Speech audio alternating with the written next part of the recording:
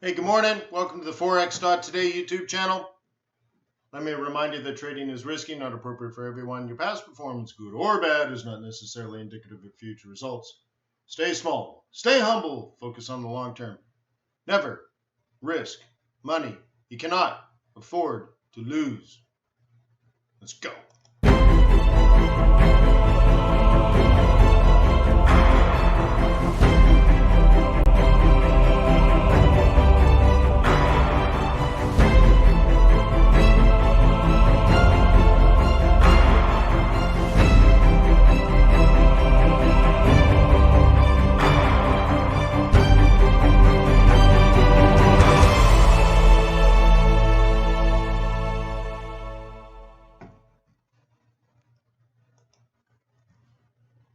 Ni hao ma. Hi, my name is Wayne. I'm the Chief FX Market Strategist for TradersWay.com. I'm also just a humble currency trader like yourself. Been doing this for a very long time, and I've been charged with the duty of helping you become a success sooner than later.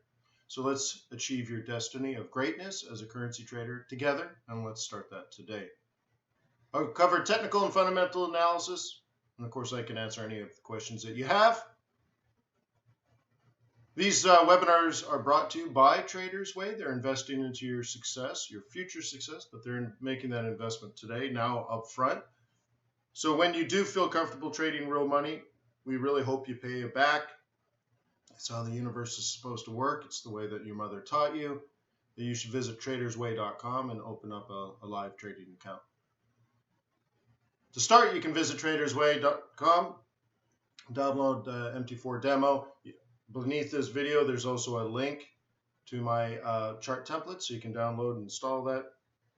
And the charts you see here will now be your charts, and that, of course, is complimentary. Just wondering what my chart to do. So anyways, let's cover some gold, oil, yens, dollars, whatever else you want, huh? So thank you for being on my team. Thank you for the loyalty and respect you show me every day. Thank you for the little likey thing. I appreciate those. It tells me that I'm on the clue train.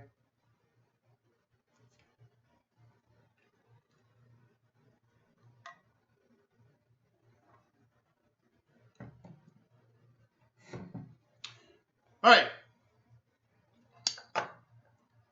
Aussie yen was one of those pairs that didn't move, huh?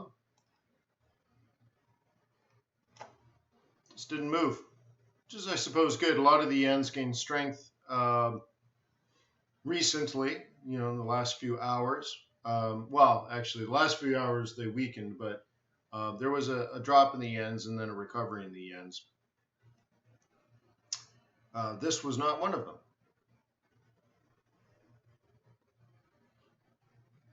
Today's master class. Master! Yeah. Let's cover Kiwi dollar. Aye, that sounds good. You can do that. Please don't let me forget. So what does it mean if some of the yen pairs didn't move and some of them did move? Well, it means, okay, this is your base, the yen, okay? So it's this side of the equation that is or is not moving. So if the yen pairs fell, but some of the yens didn't move, then it's not yen per se, it's more of this one.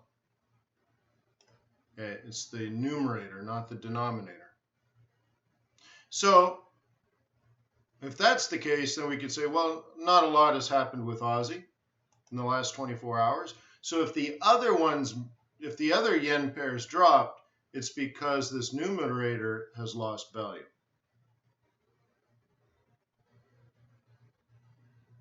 Chuck Duck says it means that the yen was not the strongest or the weakest. Correct. And then, of course, I guess to comment on yesterday's Fed meeting, the Fed's not going to raise interest rates for quite a while. Great. We kind of expected that. And isn't that what happens when you hit neutral? Now, I still think they're thinking about maybe June, maybe SEP, maybe DECE, but they're not talking about it, which is the same as telling you they're not going to do it, which is cool. And we said, that would weaken the U.S. dollar, and that should also give strength to emerging markets.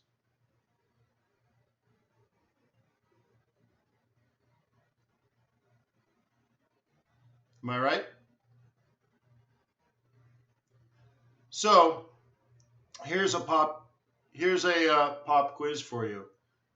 Why would emerging markets, in particular emerging market currencies, benefit? Why would EM currencies benefit from a Fed that is neutral?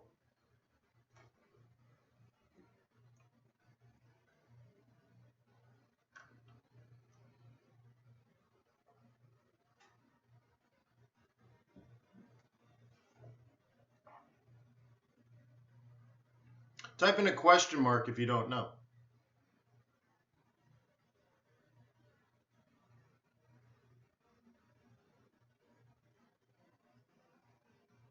So far we have cheaper to borrow with the lower rates and a weaker dollar.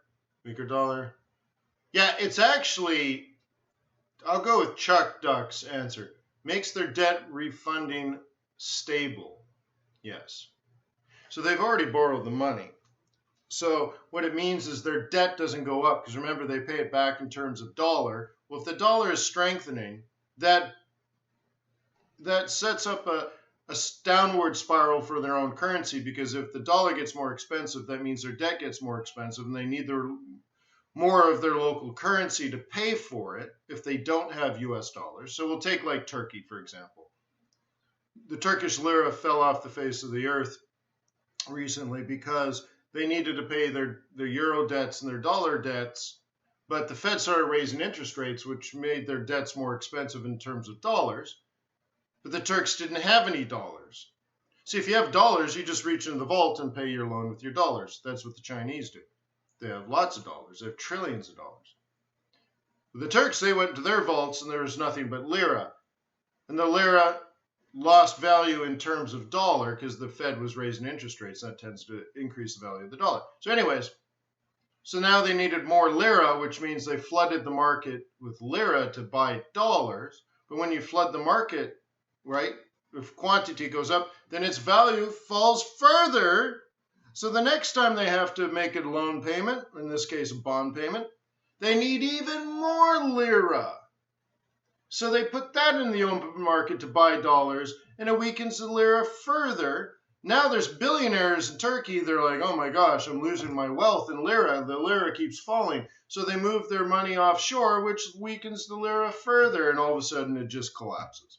So for emerging markets in this situation, at least it says, hey, your debt has stabilized, your cost of your debt. So imagine your mortgage every month was different.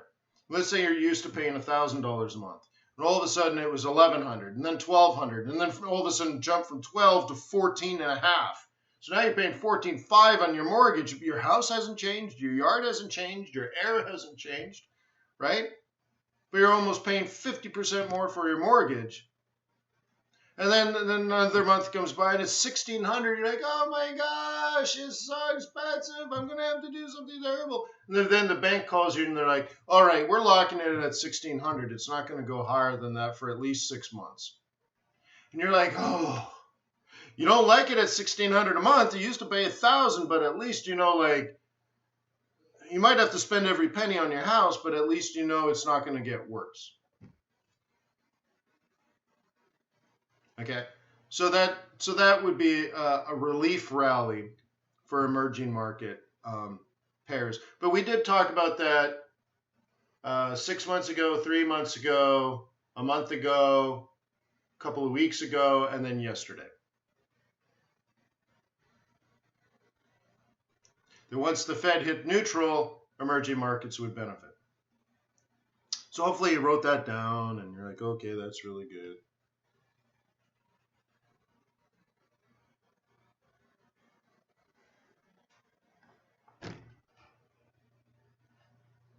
Cool. So, great. And I guess if emerging markets are benefiting, maybe they'll buy more commodities from Australia. But anyways, Australia is didn't really react to the Fed meeting or much at all.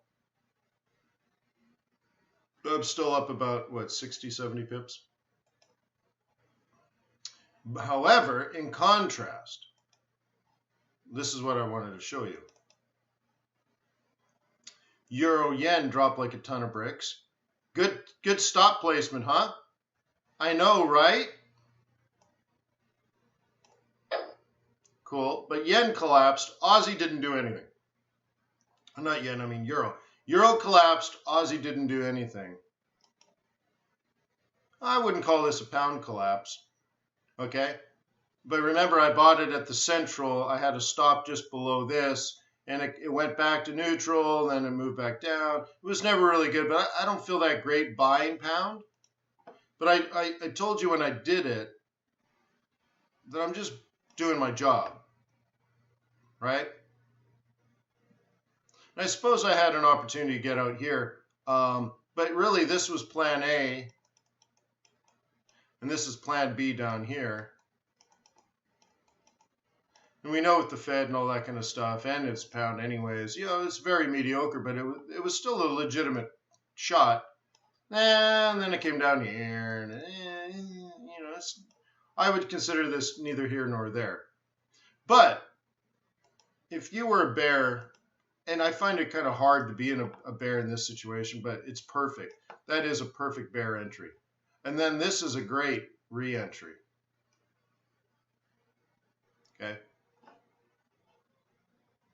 And I think in the swing trading group, we broke some of these in, like if the yen fall, like sell this one, for example, and then if the yens rally, I think we had like Aussie and Kiwi up. So we had contingency plans, right? If down, pound. If up, Aussie, that kind of stuff.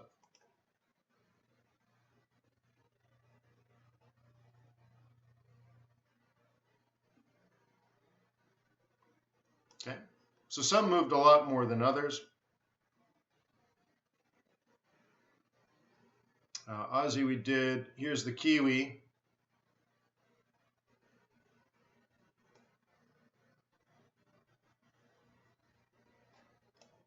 Thing is, do we take profit here?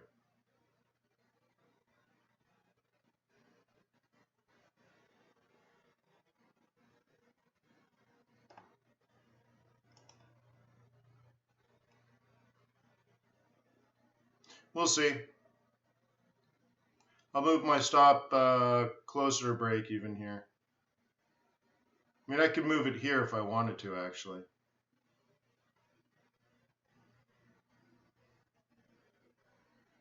I'm going to give it some breathing room first, though. Because remember, you can't get rich unless you let it run.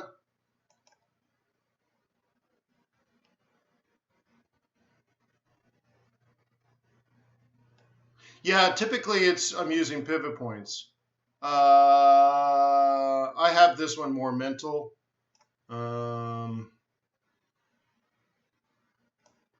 I thought Aussie was set.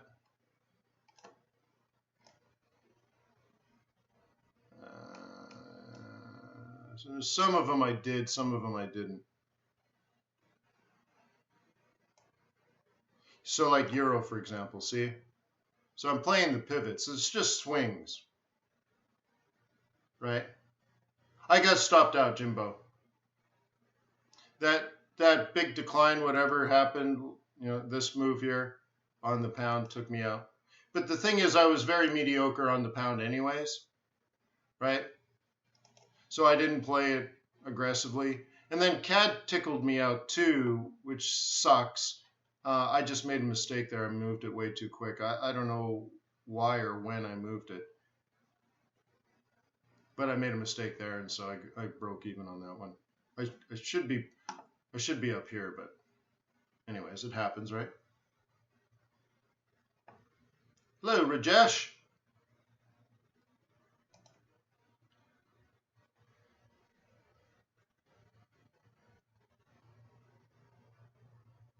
Does anybody have big plans for the Super Bowl or for New Year's?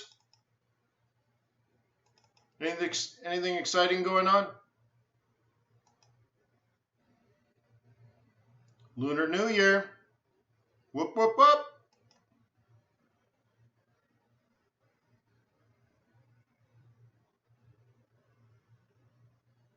Thank you, Emad.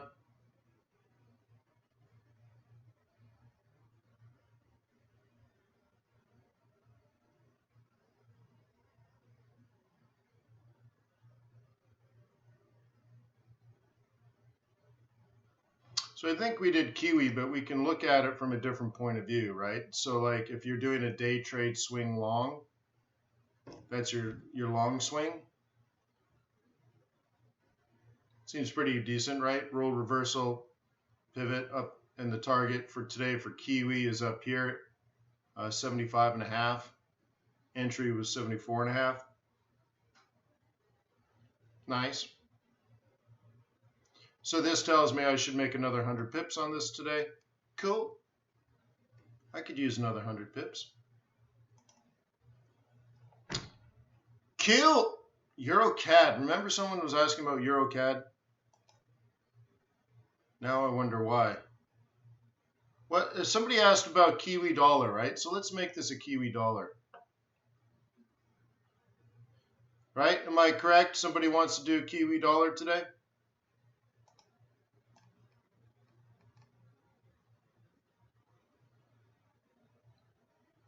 Is that right, Ed? Ed, I might fly out, I might leave here like the 7th or 8th. I think it's the 8th, which means I'd get there the 9th. Are you going to be around the 9th or the 10th?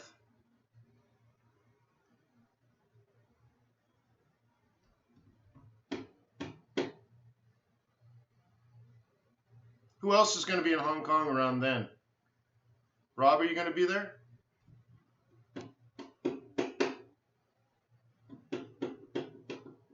Daniel and I will be there. UK Kenny will be there. I still have to get a ticket and confirm with Daniel so he can fly out, but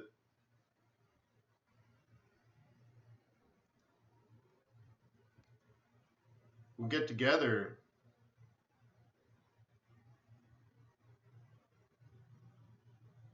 Eric B and LL, well, hell. Rock is for anthrax. So let me know who else is going to be there. Leaving the 10th. Oh, so you know what? You'll be there, Ed. You're leaving late at night too. So I know the exact place to go for cigars. I don't know the name, but I know you'll have to walk with me through Central. I think it's this building, everybody. Nope, wrong building. Next building.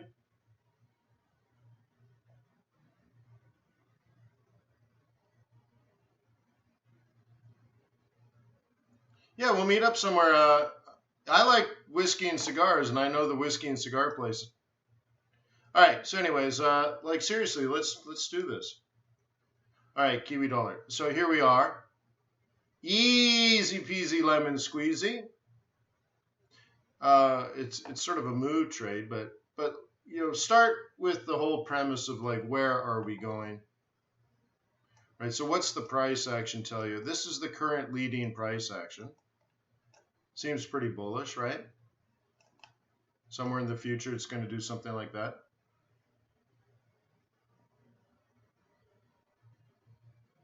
Well, you don't have to smoke a cigar. Will you drink a whiskey, Ed?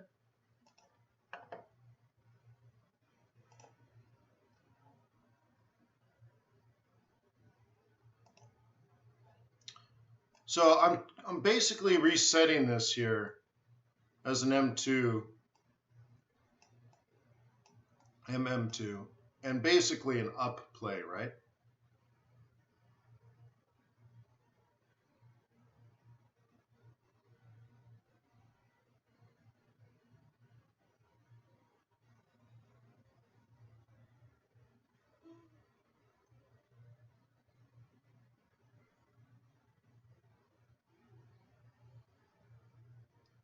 Right on, Ed. Yeah, Wayne at fxbootcamp.com. Yeah, I'll be at the Ritz-Carlton in Kowloon I mean, if you guys want to see, Hong Kong from the 140th floor, right? You can come visit there as well. But the place I'm thinking about meeting up is over in Central.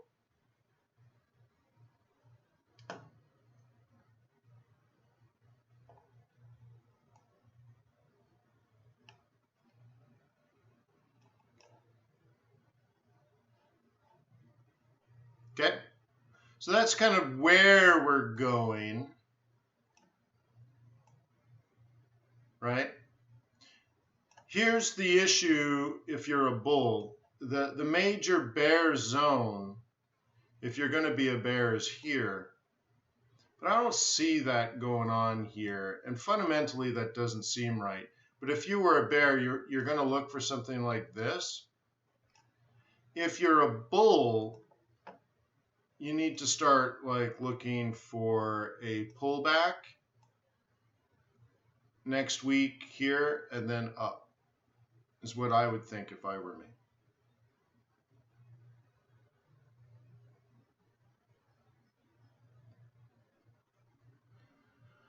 Yeah, so Chuck Duck brings up a nice, right? No, Kenny.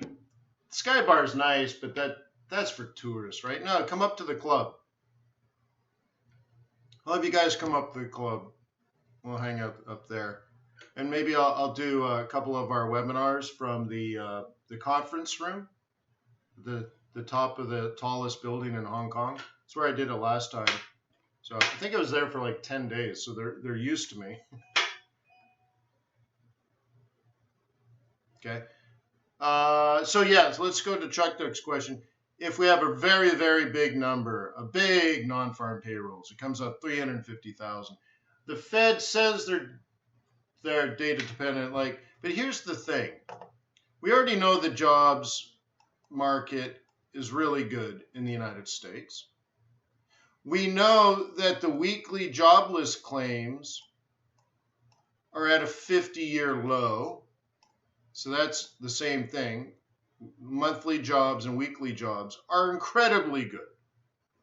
Everyone in America that wants a job can easily get a job, and it's a good job. It pays really good, and all that. But there's not a lot of inflation. So, okay, not up, not down. So the dual mandate is jobs and the economy. Jobs, they've done, check. We're all good, right? And that's part of this economy, great. And when you put those together, it should create inflation in which they need to manage.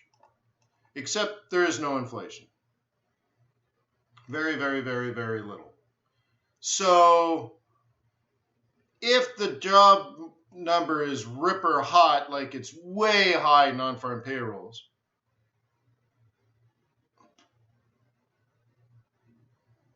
would it move inflation? Well, it wouldn't knock it down, but it doesn't create inflation because we're at the point where if you need to hire someone, you can't find someone. So is that going to lead to inflation? I think the dollar could get strong if the non-farm payrolls report is really big, but it doesn't actually mean we get inflation. But what people are going to look at is wage growth, right? As a leading indicator. And I think that's going to be the biggest one, average hourly earnings and all that kind of stuff. We're also going to look at PCE is really the big one that they're going to look at. So I think it'd be like the market is going to react from a big, huge non-farm payrolls, but I don't believe the Fed is going to care that much because if they didn't care when we're at a 50-year low in joblessness, or let's say a 50-year high in people having jobs, then why would they care if it was what would the sprinkle of pixie dust now do, right? I mean, but the market would probably react that way. I think what would be better, Chuck Duck and to everybody else, is that if the jobs comes out mediocre, sort of like as expected, right? As expected. And that means the Fed doesn't do anything in the near term, and the stock market will rally, and the dollar will fall, and the yen will fall, and the Swissy will fall, and the Aussie will rise, and the Kiwi will rise, and the Cat will rise, and the oil will rise. And, that's probably the best case scenario. Because where are we going to get inflation? If we have jobs, let's just call it jobs at a 50-year high, right? Where are we going to get inflation if we already have this and still don't have inflation? Where's the inflation going to come from?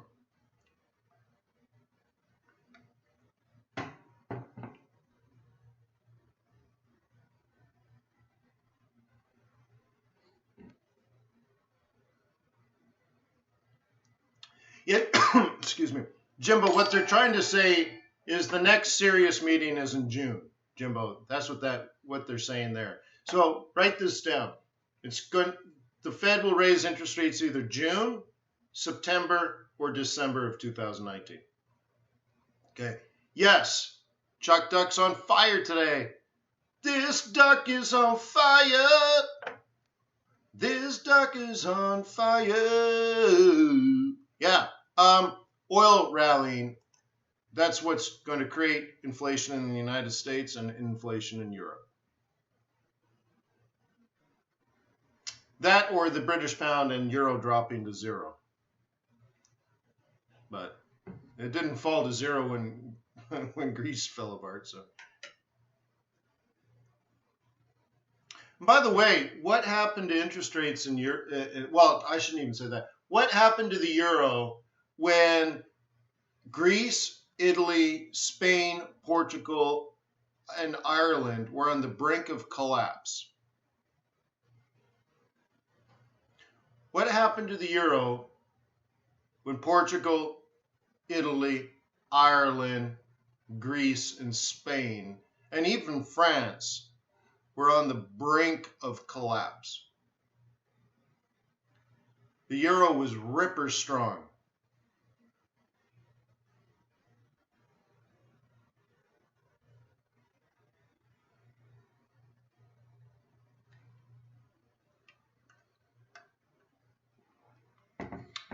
What happened to the US dollar when the world was questioning capitalism as a valid means of managing an economy? And we were worried about the United States going into a depression, and we would have soup lines with hundreds of people waiting for handouts. What happened to the US dollar?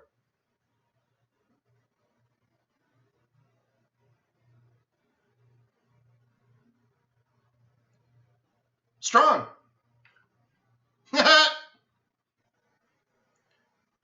So just remind yourself of what really happens, not what your textbook tells you. Currencies do really well in those situations. All right. So anyways, Kiwi dollar, I'm worried about this being the target for this week and the sell zone for next month. So bulls will sell here today, and bears will sell here tomorrow. Bulls will sell. Bulls will sell today. Bears will sell tomorrow. That's my concern. It's not that they will, but they probably will. They have all the right, and they probably should.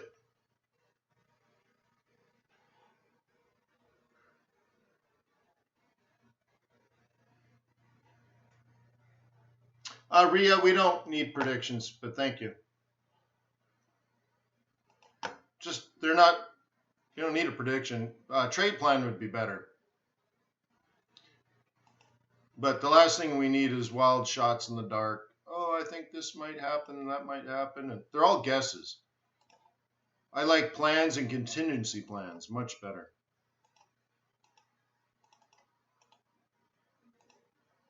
All right. Yeah. So here's your USD CAD. So the next trade plan would be up and down. This is where bears buy. Bears will buy here. Okay, and bears will sell here.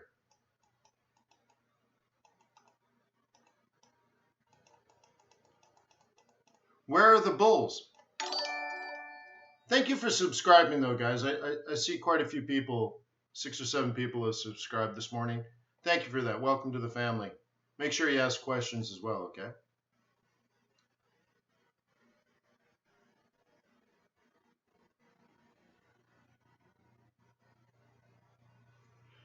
Okay. Euro Kiwi, maybe. That's a bit of a stretch. But we already know Euro is weak and Kiwi is strong, so it can't be that complicated. Okay. There's no bulls here because it's a downtrend. What kind of dummy would buy this as a bull? What kind of bull would get involved in a downtrend? A gullible.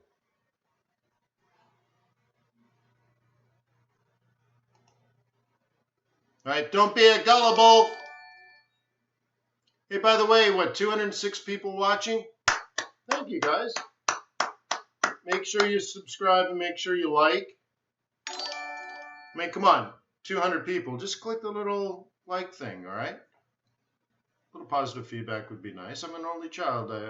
I'm desperate for attention. So anyways, that's pretty cool, right? So there's no one would buy this. What kind of fool would buy this? It's a downtrend. So that's why I say a bear would buy this because they're already short. And then they would sell because they want to get short again. So I'm going to change the template and we're going to lose all our old trade plans here. But I also want to show you that if you were a very aggressive bull, you would want to consider buying in here, but it doesn't have to be today. What you probably would want as a bull is, we already know bears are going to buy it up to here and then sell it. And then a bull would love to trade the double bottom at this same price. So this is risky because you're basically betting. I bet you anything it goes up from here. Okay, well, that's not that good. A double bottom is less risky because at least it's a reversal pattern, right? But then what you're saying is CAD will fall, so maybe oil falls. Dollar will strong, so that means the stock market's falling, the bond market's rising, yields are falling. So something really bad has to happen.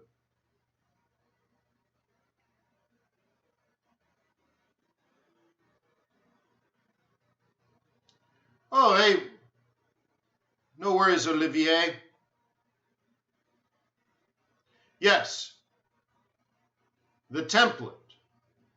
The download link is below the description. You see where it says, download my chart templates for free, and then there's a link. Click on the link. Okay? Is that fine, Naeem? Do I have a signal channel? Why? Do you want to give me money?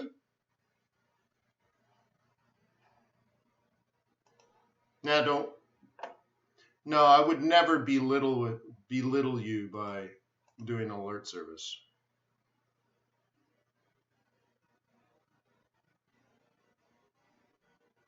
Yes, so everybody, I trade non-farm payrolls live at fxstreet.com.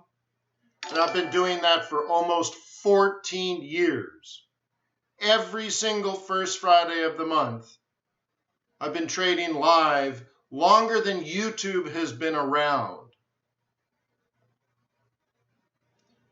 So yes, I have a little bit of experience trading Forex and a little bit of experience trading non-farm payrolls.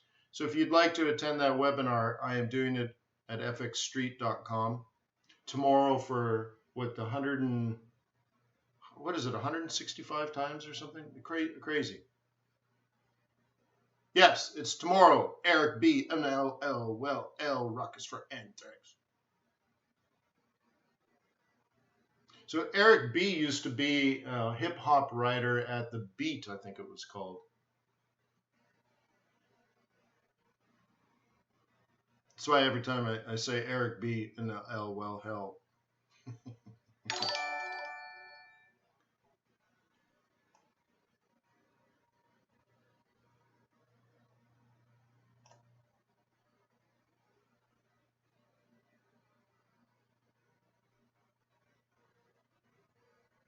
Okay.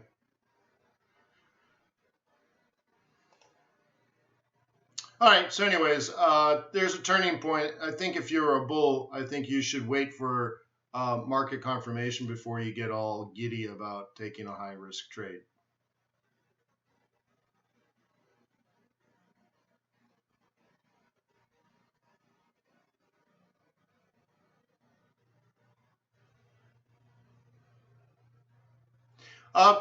Putra says, what do you think is better, trading Forex as binary or is cash? Well, binary is fun for hedging, okay? And I have done videos on how to hedge using binary options, right? Binaries, if you will. So that's the upside. And the other upside is you have a limited downside. When you pull the trigger, you know the maximum you're going to lose. So you don't even need a stop or anything. Okay?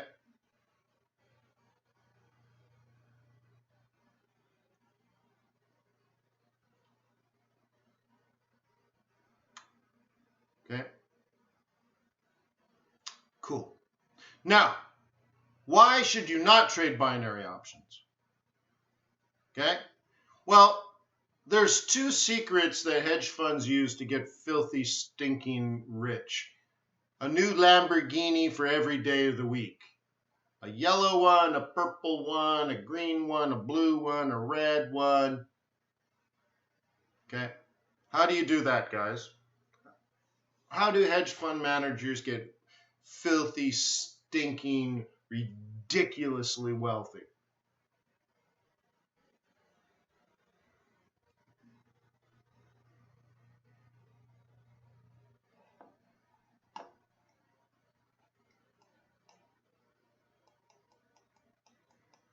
Number one, let the winners run. So the way I explain this is that there's a difference between being rich and being wealthy. Being rich means you go to a job and the job pays you lots of money. But you don't get paid unless you work. You basically get paid for your time. So I can say, mow my lawn. I'll pay you $100, mow my lawn. And you get paid by how many lawns you mow. So how long it takes you, the more money you make and all that kind of stuff. But I pay you because you work for me. You clean my toilets, you mow my lawn, you wash my car, whatever. And you can take that, you can be vice president of a bank. If you earn a salary, you're making someone more money than you, right? That means if you make $500,000 a year being a vice president of a bank, it's because you produce about $20 million a year. And for your hard work and effort, you get your health benefits paid for, you get a retirement package, you get to fly first class on Delta Airlines to your stupid conferences, and you feel like a big shot, right? Oh, and you make $500,000 a year. But you produce $20 million. That goes to whom? The wealthy. Wealthy people don't have a job. They don't get paid for time. That's not their value add to society. They get paid because they invest or they own. So they wake up in the morning and they made money because they don't go to work. Their money works for them. They make money because they have money. So I'd say a rich person is a poor person with lots of money, but it's because they have a large salary. They have a large income. Wealthy people don't have income.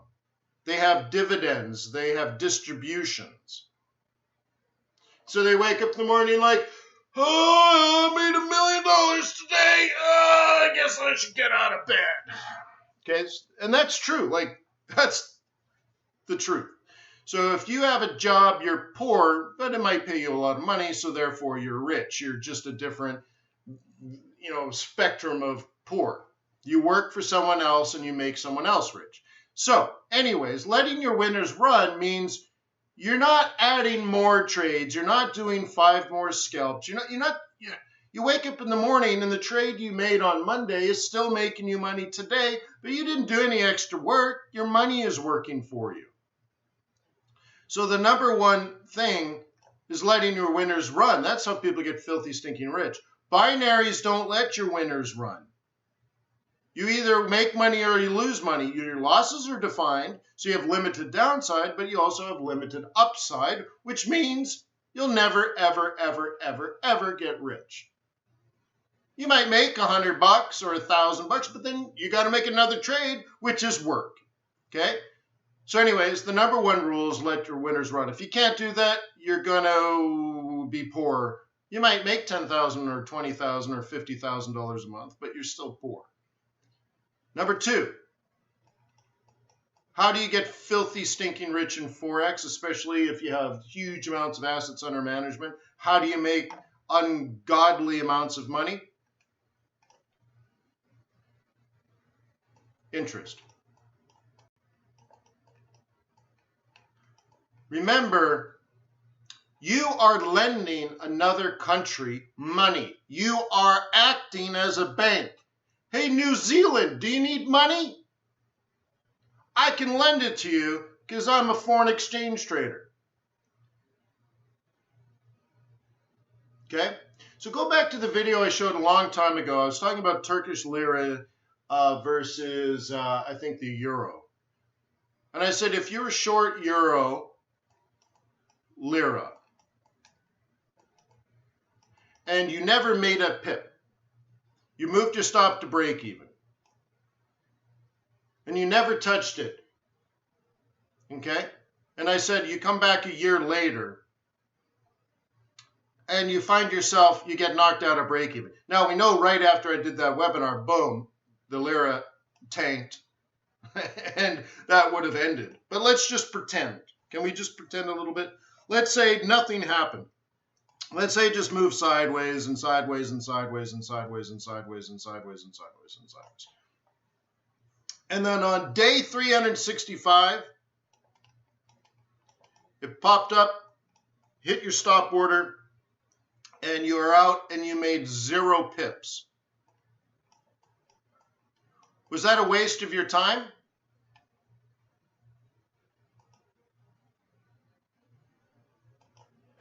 No.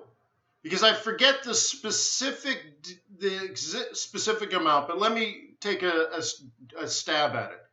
I think if you held it, you'd make something like, now I could be grossly off here, but just go with the lesson here. If you made no pips at all, but you were in that Turkish lira short for 365 days, and on the last day you got knocked out, 0 pips, you would probably have made 250% profit.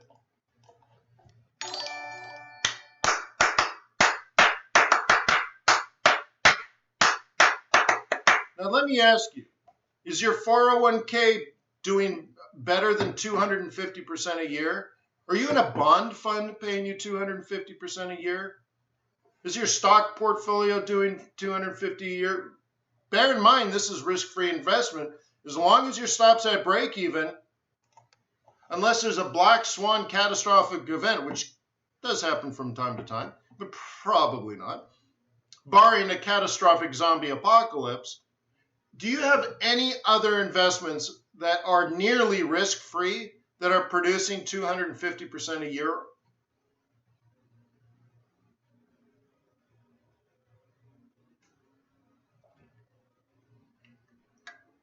Let's say I'm way off. Let's change this. Let's drop this and say you only made 150% a year. Are you okay with that?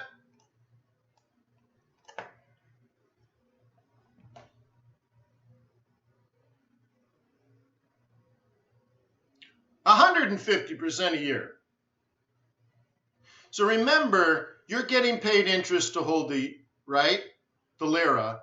The interest rate in Europe right now on the euro, so I'm doing euro lira short. The interest here is actually negative, but we'll call it 0. So let's say you have $1,000 cash. And from that, you can borrow 100,000 dollars worth of euro. So now you have 100,000, but you only have 1,000 of cash that you're using. Then you take the 100,000 euro and you convert that into lira, which is 100 trillion lira, right? Paying 15% a year, because that's the interest rate's actually closer to 20, but to get this 150, it's here. Okay, so you're earning 15% a year on your 100,000.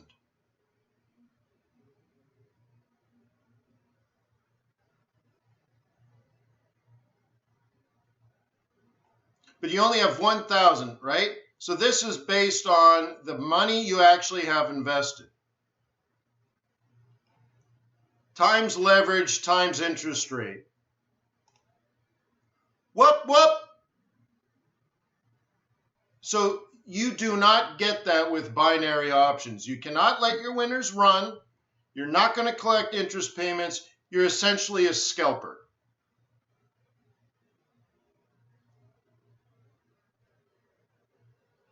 There was a time I did a video, if you go back on YouTube somewhere, like 2004, 2005, I'm doing a presentation in New York City, and I'm talking about a trade where I'm long New Zealand dollar, Japanese yen,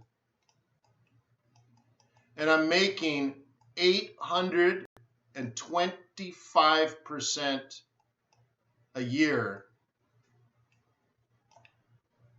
on interest. Not on Turkish lira, New Zealand dollar. Oh, is it, but what?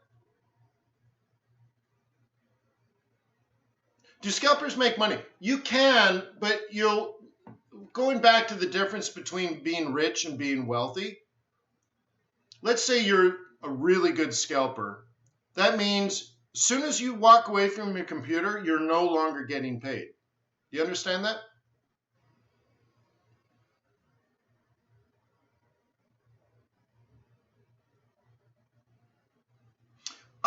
Jose, do you need a signal? My signal to you, Jose, is you should stop trading.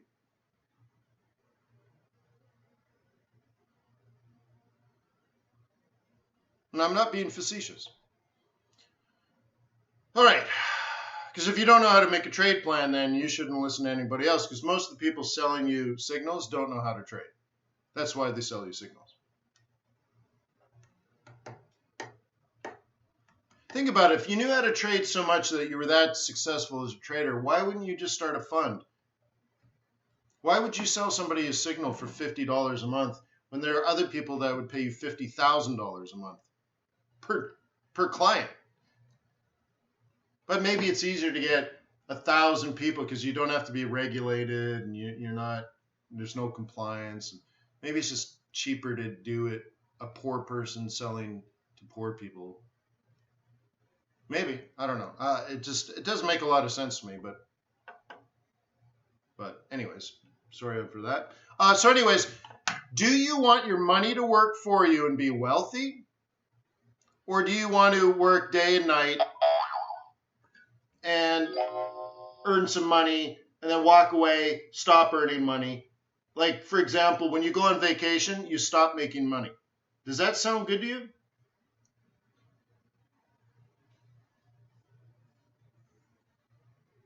Well, like Gwen says, share your wealth and enjoy the rest. That's kind of what I'm doing, though, right, Gwen? I'm not charging you money to teach you how to trade.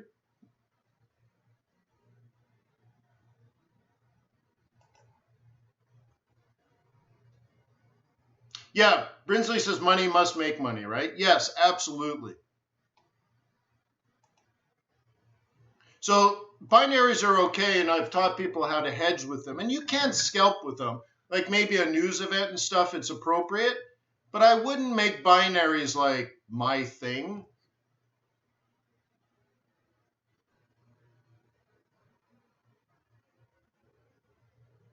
World of music blown. Yeah, right. Yeah. Well, that'll do it, right? Oh, Julie, yeah. Well, again, take my words. Like I'm not mean, and I'm probably come across arrogant again. I'm not being arrogant, but I think I'm being like shockingly honest, right? But like I'm not trying to get you to buy my T-shirt. Yes, I do have education videos and stuff and training programs you can take, but it's not like if you don't want to do it, then don't do it. But I can't. People ask me like, Wayne, I want to trade like you. What do I do? And I said, oh, well, I created a training course for you. Otherwise, I don't have time. I'm a full-time college student. I might visit 6 countries in the next 6 months, right? I mean, I'm a busy dude. I'm watching the clock, by the way. I'm a busy dude, so that's the best way for me to share. But, yeah.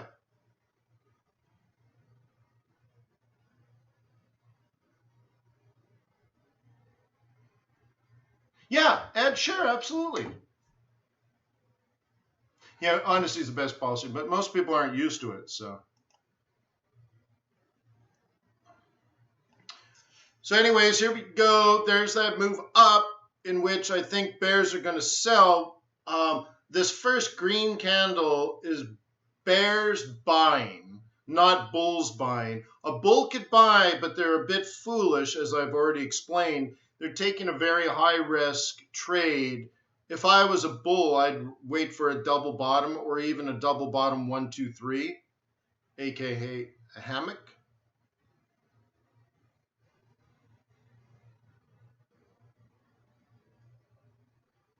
Pekang wants to know, how do you pick a good broker? Why don't you give tradersway.com a try? They're sponsoring this event. They're making me available to help you. Why don't you just pay it back, start with the demo account, and see if you feel comfortable with the spreads, with the execution speed, with the customer service. I think you're going to be blown away. But give them a shot. If you want to build a track record of success and therefore attract money, I can arrange for you to trade other people's money. But you better be a good trader. Most likely you're not a good trader, so you should go through the training first.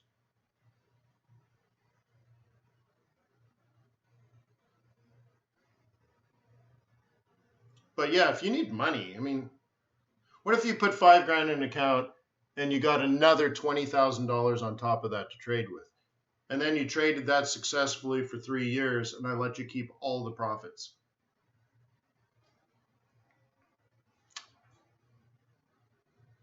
Does that sound fair? Then you need to email me. All right, so we're hot to go, HOTTOGO. It's turning bearish already, which is kind of cool. Because I'd much rather this go down than up, as you already know. So the left one I want to go down, the right one I want to go up. This one I actually bought here, and I still can't figure out what the heck I did wrong. I must have maybe a setting in my EA or something. But somehow I broke even on this one. So we'll see. And it should be out now. Do we have any numbers? 253, that's actually quite high. By the way, thank you guys for all of your subscriptions or new subscribers and stuff. I really appreciate you coming and being part of our community. Just make sure, first of all, tomorrow I'm at FX Street, so it's going to be quiet on this channel tomorrow. But please come back Monday and Tuesday and Wednesday and Thursday of next week. Somewhere around Thursday or Friday, I might have to take Friday off and go to Hong Kong, which means maybe I'll leave Thursday night or Friday super early in the morning. Oops, I'm not sure yet, but I'm pretty sure I'm going to be in Asia. So.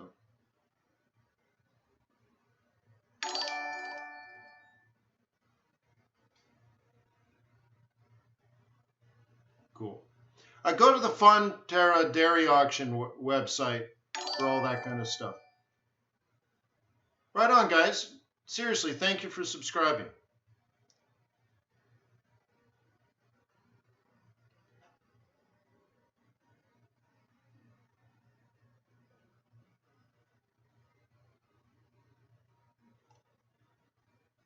Wayne, do your daily analysis. That is when you stream on YouTube.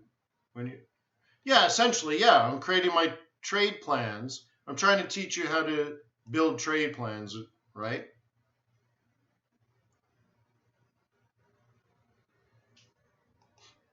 So let's go back. I wasn't sure if I covered oil today yet. Okay. So I'm looking at two things. I'm looking at next month's trades, and then I'm looking at the rest of this week's trades. But remember, non-farm payrolls is a singularity in the price-time continuum, and it can mess things up. But I can tell you that this is a price bears are salivating at. If I was a bear, I'd look to sell that. I'm not a bear, but if I was, I'd look to sell that. But you're going to look, a bear is going to want something like this. And selling here is significantly less risk than selling here. Okay? Now, to flip that around then, what would a bull do? Well, a bull is going to look left and kind of guesstimate a buy zone, and a bull is going to want to buy here. Maybe that's why it rises, but their target is here. Okay? If you buy it at, let's say, 53, you're basically going for 57. So you're going to put $4 grand in your pocket per contract, right? $4. So that's what a bull is going to do, and this is what a bear is going to do. Sell here and go for that. And that means they're going to sell hard at 54.5, and they're on their way to $50, maybe 51, 51 to 50. Okay.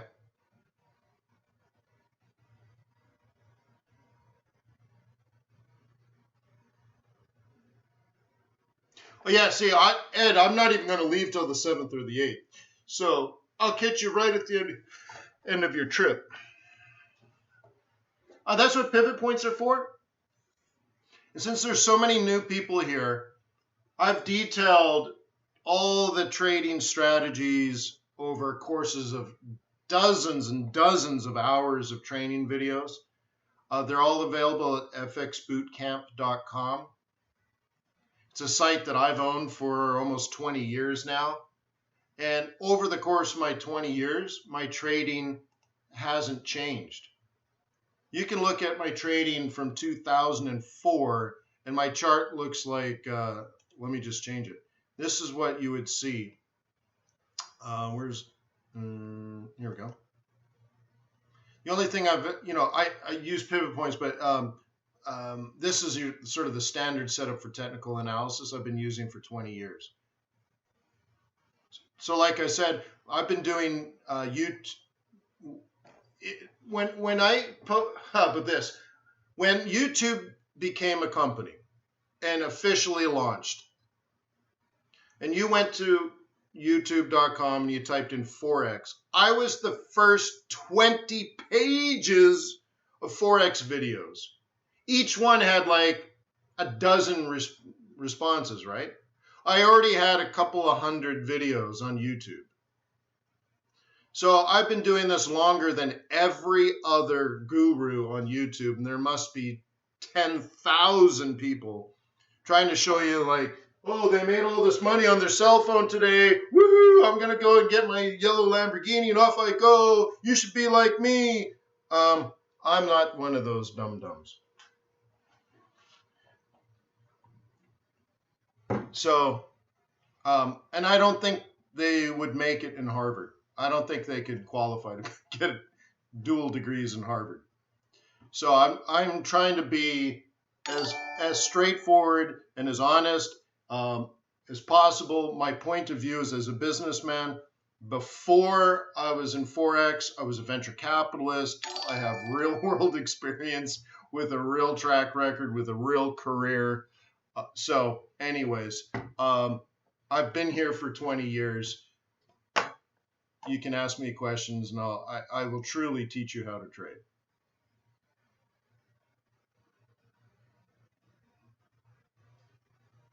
All right. And everyone else is probably a poser. Probably. I'm sure there's some legitimate dudes out there, but there's not that many.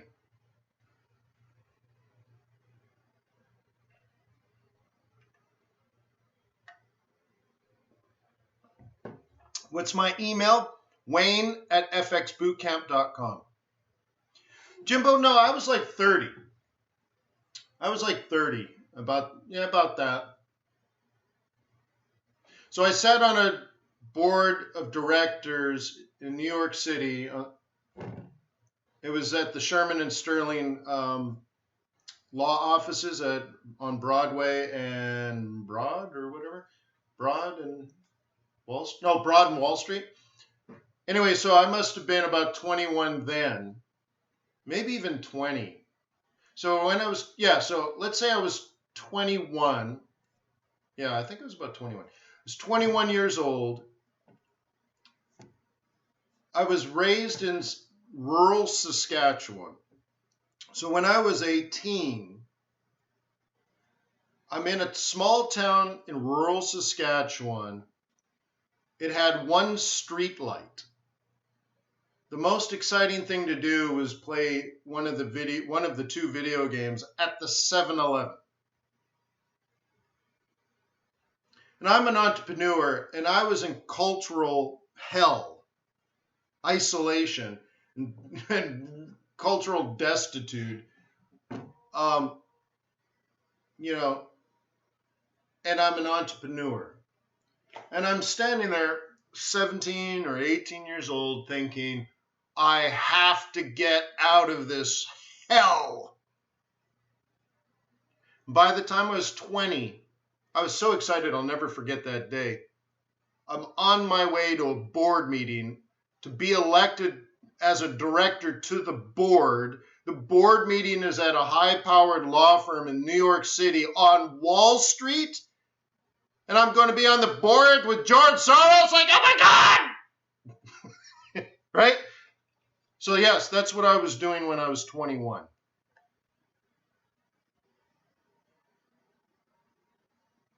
So I had a good start. So if you feel like you're in a small town in the middle of nowhere in a cultural or entrepreneurial hell and you can never get out of it, let me tell you my story. Yeah, Kevin C doesn't believe me. I wonder if where do I have the annual report?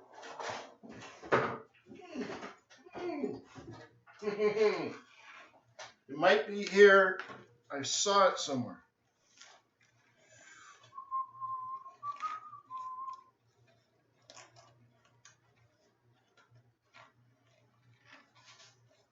Oh, look at this.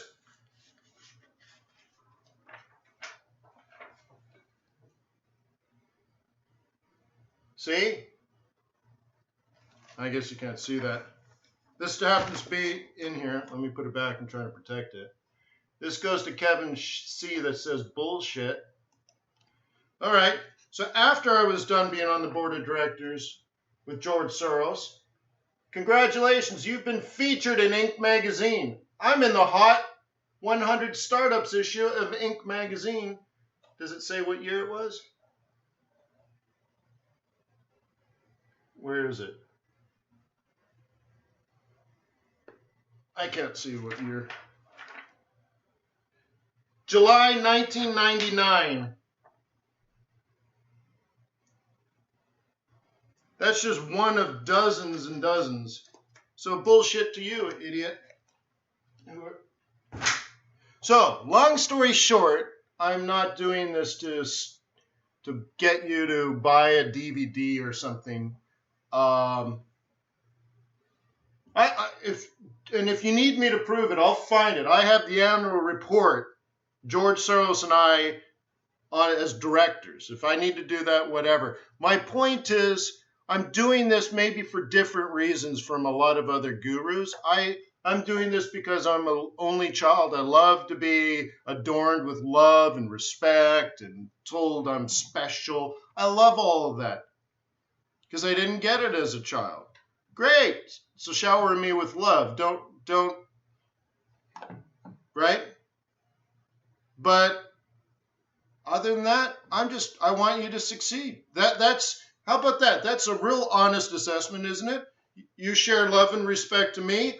I'll do my honest best to help you succeed as a currency trader. And the outcome is we have a community. I think that's pretty reasonable, and I don't think most people would be that honest with you. Yeah. So if you want to meet up in Hong Kong next week, we could do that. I might go to India. I might go to Switzerland. I might go to the Caribbean. If you guys are in these places, maybe we'll meet up, have a cigar. One street light. You can Google it. Melfort, Saskatchewan. Yeah. Cool, guys.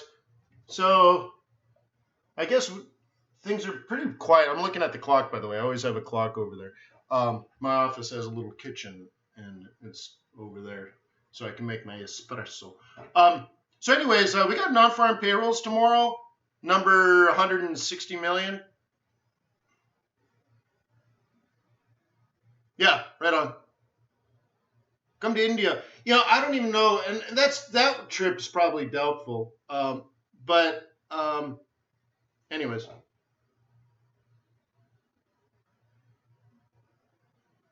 Yeah, well, that's what this is, Jimbo. No, I don't want to smoke weed. No, sorry.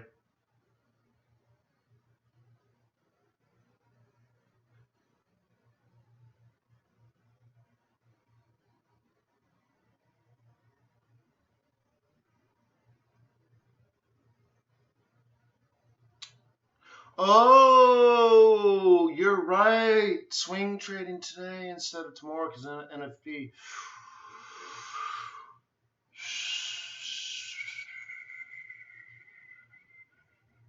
Yeah, maybe. I'm thinking though, maybe Monday would be better. I don't know, because to do all of it and then NFP comes out. I mean, that's the thing. We want to do it today to avoid NFP, but then NFP comes out and could change everything. So maybe it's a Saturday recording or something. Yeah, let's not do it today. Maybe I'll just record and pop it up there and not even do it live.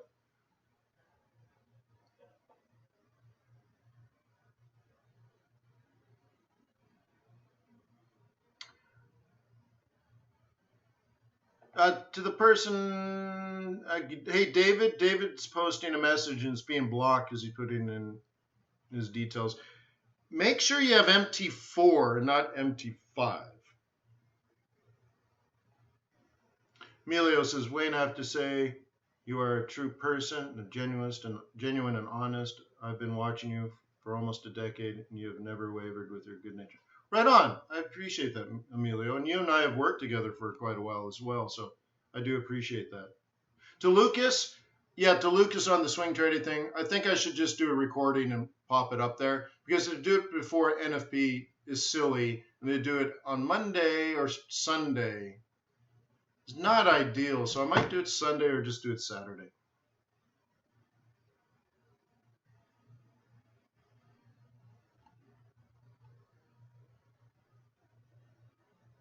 Yeah, AMFX, we're just shutting right down now. And, well then, watch the video, right? There's a whole video on how to install it. You open this folder, drag this file into that folder, open a different folder, drag that file into there. You've watched the video, right?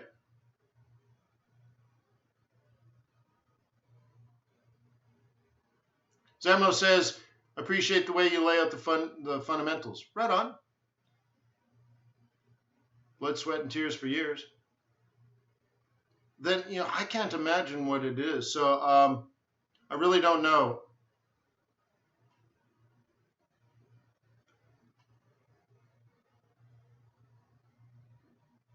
Very strange, yeah. Julie says, yes, true. I've been following you for 3 years now, and you are the most consistent and genuine person I've met in my Forex journey. Right on, Julie. I really appreciate that, too. Henley says, thank you for the years and years of teaching. You are like a brother to me. Right on, I appreciate it. Right? Thank you, Henley. Namaste. How do you download the templates? Hey, David D, do you see below the video? It says, click here to download my chart templates for free. Click that link, brother. Licensed to ill. All right, guys. Thank you so much. Remember to click on the Forex.Today logo to subscribe.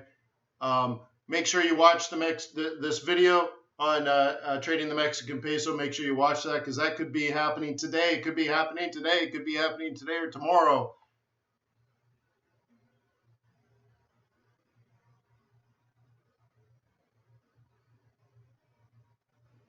Well, the problem is, Jimbo,